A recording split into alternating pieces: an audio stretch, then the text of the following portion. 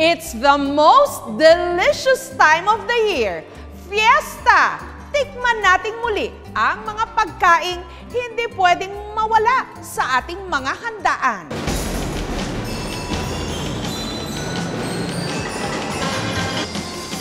Sa ginanap na Tikanlu Festival sa Tagudin, Ilocos Sur, kamakailan, ang bumida, Giant Bilao na naglalaman ng kanilang Grand Tikanlu o pinaghalo-halong tinubong, kangkanan at lubi-lubi. May diameter itong 10 meters o katumbas ng 232 na mga bilao.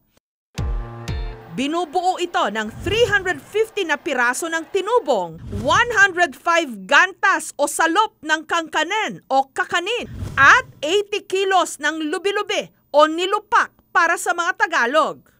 Talagang isa sa purpose namin is to make the delicacies sa Tikanlu na mabenta, makita, makilala. Ang Giant Bilao nakabusog ng hanggang 2,000 tao. Ang dalawa sa mga gumawa nito, si Jocelyn na institusyon na raw sa pagluluto ng tinubong at kangkanan, at si Mila na kilalang gumagawa ng lubi-lubi. Ang dami mong masira para maka-perfect ka. Kung gusto mong magluto ng malagkit, dapat puro ang iluluto mo para hindi matigas.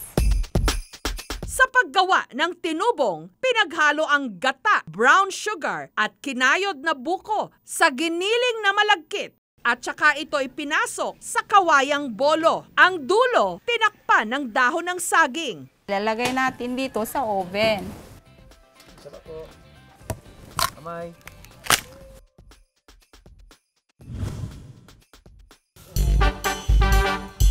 Malalasahan mo po talaga yung nyog tsaka yung gata. Primera klaseng malagkit ang ginamit naman sa paggawa ng kangkanan na hindi raw tinipid sa latik.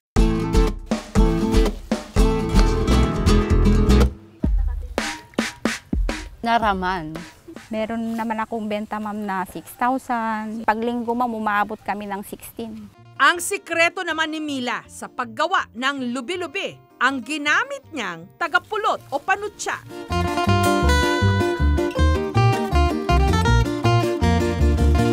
Kasi laking hirap po tayo, walang pabili sa mga mahaling pagkain. Mas magandang ipamerienda yung natural ba na pagkain. Mula dito sa Tagudin, Ilocos Sur, IKMJS na yan! Ang hindi naman daw mawawala sa pista ng Calamba, Laguna, ang putahing ito na gawa sa tapa na pinalamanan ng samut-saring mga rekado. Mabusisi ang paghahanda nito. Inaabot ng 2 oras. Ito ang morcon. Kapag naamoy ng araw ang lutong morcon ng tinatawag nilang morcon queen ng Calamba, alam na this, fiesta na! Nung minsan, ako yung nagpunta sa isang piyestahan. May isang matanda na may dala siyang sarili niyang dalang pagkain. Pinatikim niya ngayon sa akin yun. Naging interesado ako kasi iba masarap. Kaya pinag-aralan ko. Perfect! Una, kunin na natin ang binabad na baka sa toyo, kalamansi at pineapple juice. Lalagyan na natin siya ng palaman.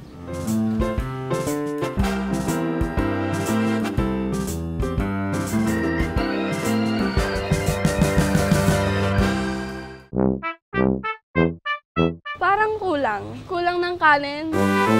Viral naman kamakailan ang kasalang ito na mala fiesta rin ang feels. Sa halip kasi naganapin ang reception sa mamahaling restaurant, ang kanilang mga handa, Pinoy na Pinoy.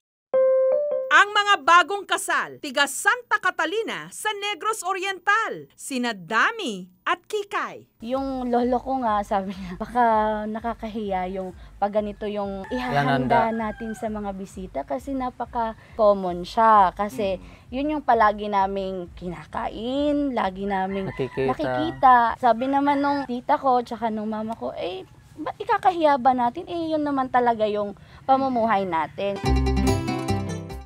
Silang Salag-on Corner kung saan nakahain ang mga kakanin, habang sa Sudan Corner nakalatag ang mga ulam, kompleto with lechon. Isa sa mga inihain, ang ensaladang puso ng saging na may gata.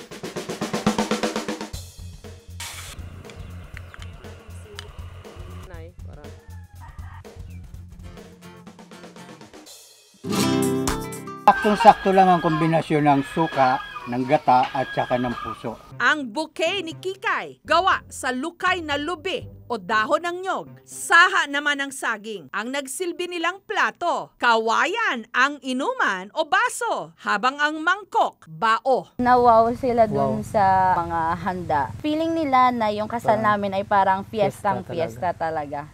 Kung karaniwang aabot ng 100,000 ang gasto sa reception, sa handaan ni Dami at Kikay, 40,000 pesos. Busog na ang 250 guests. Kung panghimagas naman sa pista ang hanap, tsak hindi ka mauumay sa sapin-sapin ni Edna. 4-in-1, langka, ube, makapuno at munggo.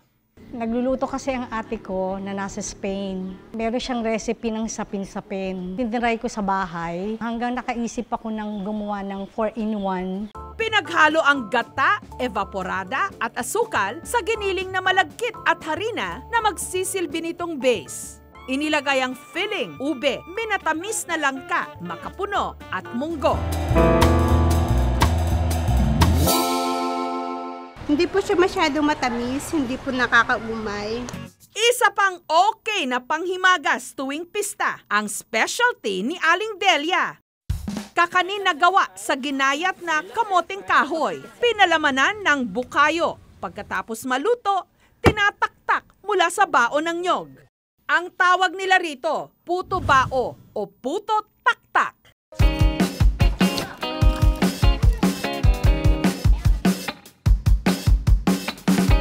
Tapos pigaan, bubuhag-hag na siya.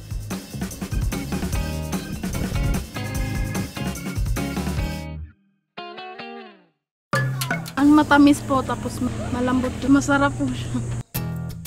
Mabigat sa tiyan, kahit 7 pesos lang kada piraso. Sabi niya dapat nanay, 10 piso kasi mahal lang. Sabi ko okay lang, kahit kunti lang ang tubo namin, basta madaling maubos. Baha ang mga handa ngayong pista. Kaya huwag kakalimutang magpasalamat sa mga umaapaw na biyaya.